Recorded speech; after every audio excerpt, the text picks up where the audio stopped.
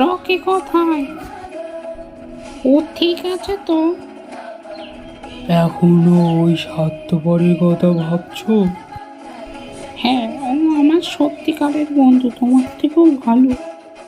ও কাজের পাশাপাশি আমার খেয়ালও রাখ।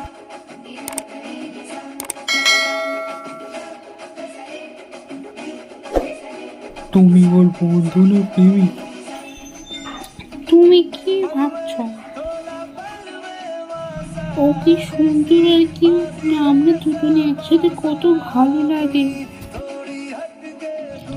বন্ধ করো এখন, বন্ধ করো।